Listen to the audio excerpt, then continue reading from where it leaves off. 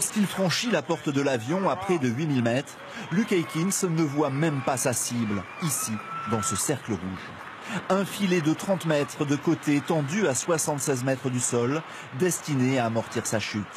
7620 mètres d'altitude, c'est la hauteur de 23 tours Eiffel, plus que le Mont Blanc, à peine moins que l'altitude de croisière d'un avion de ligne. Pourtant, ce cascadeur de 42 ans, entraîneur des forces spéciales américaines, s'élance avec un masque à oxygène, une caméra, mais sans parachute. Je m'entraîne pour ça depuis 2 ans. J'ai consacré ma vie à la chute libre et je veux repousser les limites.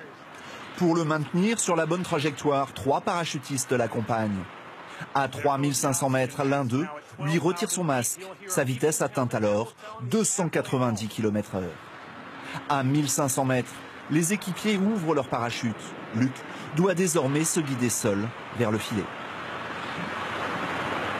Si je veux aller vers l'avant, je me penche en avant. Pour la droite, je m'incline vers la droite et pour l'arrière, je me penche en arrière. Et ainsi, je me dirige vers la cible.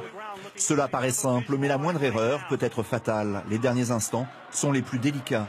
Au dernier moment, il doit se retourner sur le dos pour que le filet absorbe au mieux l'impact. À près de 200 km/h. Au terme de 2 minutes de chute libre, il sort du filet sans une égratignure. Je suis en lévitation. C'est incroyable ce qui vient de se passer. Cette première mondiale a été retransmise par une télévision américaine et relayée par des centaines de sites internet. Un buzz planétaire qu'il entend désormais faire fructifier. Luke Aikins pourrait toucher quelques millions de dollars.